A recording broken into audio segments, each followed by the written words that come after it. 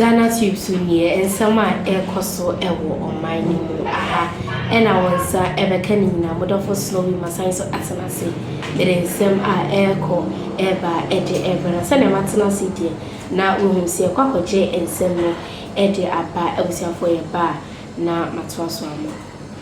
The Convention on the Rights of the Child, adopted in 1989, goes further to stipulate that countries shall make higher education accessible to all.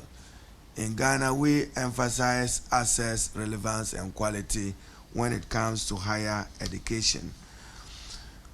When it was adopted by the UN in 2030 to work towards Agenda 2030 in September 2015, the international community recognized that education is essential for the success of all 17 of the SDG 4 goals. So you see, you need education in order that you can achieve all the goals that are set in the resolution which was adopted in September 2015. In particular, to ensure inclusive and equitable quality education and promote lifelong learning opportunities for all by 2030. Ghana subscribes to this position. So as we promise, addressing these challenges requires strong partnership.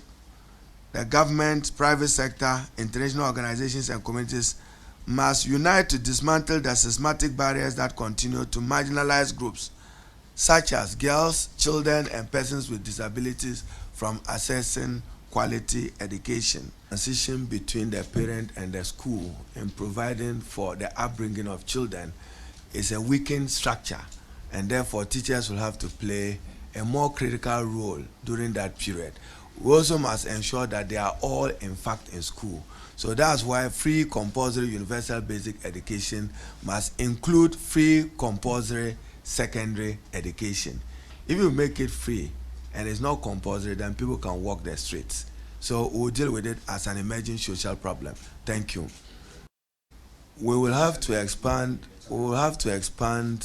access to broadband infrastructure generally. In Ghana, we are all used to a major service provider who provides you access to internet. You don't even have redundancy for our purposes. We need to extend fiber and broadband to all educational institutions, in particular public tertiary institutions. You cannot prepare for an AI digital literacy future without internet connectivity.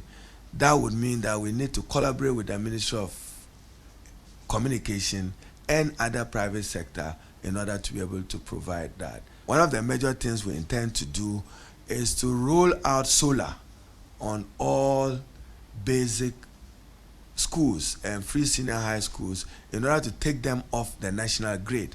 We intend that this year will announce a launch of that initiative. Data from the Ghana Mining Repository shows that over 100 mining-related licenses were issued in the last week of former President Akufo-Addo's New Patriotic Party government. Out of the 103 licenses issued in the year 2025, 102 were granted between January 1st and January 6th before the swearing in of President John Dramani Mahama.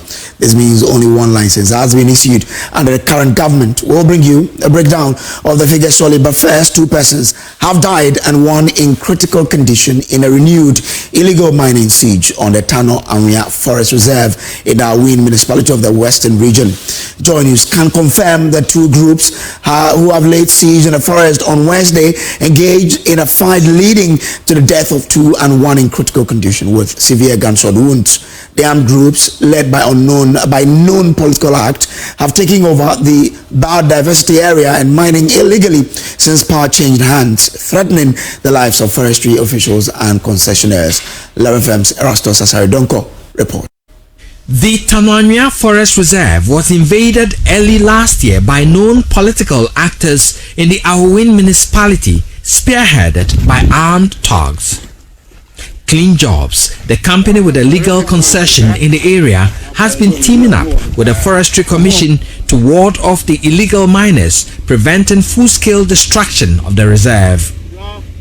But after a momentary respite following a change in power, two armed groups have taken over, laying siege and engaging in the illegal mining of the biodiversity area.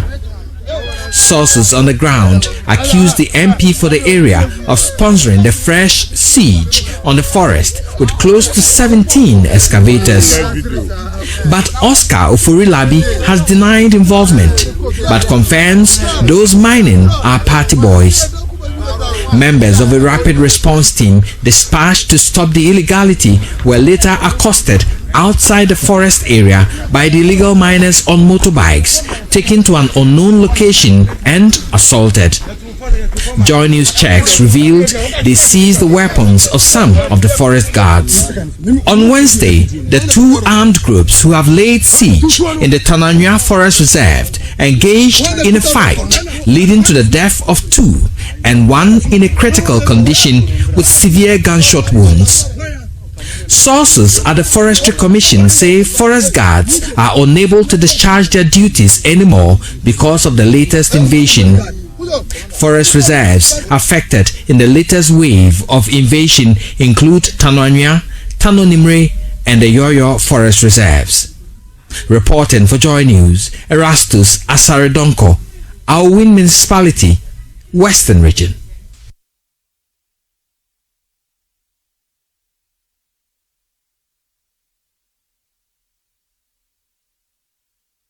Well, the big headline is 103 mining licenses issued in just the first 19 days of this year.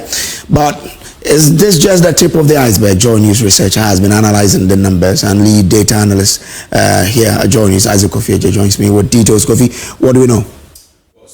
Talking about the big headline, 103, but if I take you back to memory lane, 1995 to 2025, the figure definitely is just a tip of the iceberg. 2,127 is the total number of mining licenses issued since 1995. And we've had how many presidents? 5 presidents in this period. Now, what we're going to do is to use the Ghana Mining repository to actually analyze this number, that 2,127, mining lines issued under this period. Now, if you look at Jerry John Rawlings from 1995 to 2000, how many licenses did he actually issue? The number is there, 24. Out of that, over 2,000 lines, he issued 24 of them. President John Ajekun Kufuor issued 14 licenses from 2001 to 2008, stretching it to, Atamils, may so rest in peace, Professor Fifi Evans Atamils, may so rest in peace, he actually issued 7 licenses, the least amongst all we've seen so far, from 2009 to 2012. John Dramani Mahama comes to the picture, and from 2012 to 2016. Why 2012? Because he stepped in when Atamils, passed away. 2012 to 2016, if you look at the data, he issued 44 licenses. If you look at the data from the repository, then we come to the big number.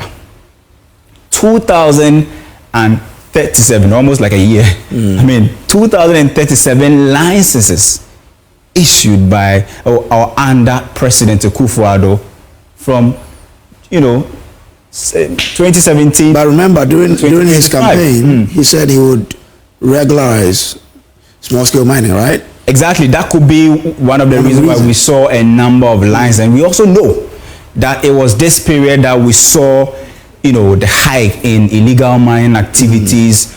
Yeah, kwaje ensem no aba obetimi eja comment comment section e down me mejebre na makenkan ni na e de awon mo amodofo snowy e na betina say e de ensem no e bre no Ghanatube so sisi ade makram.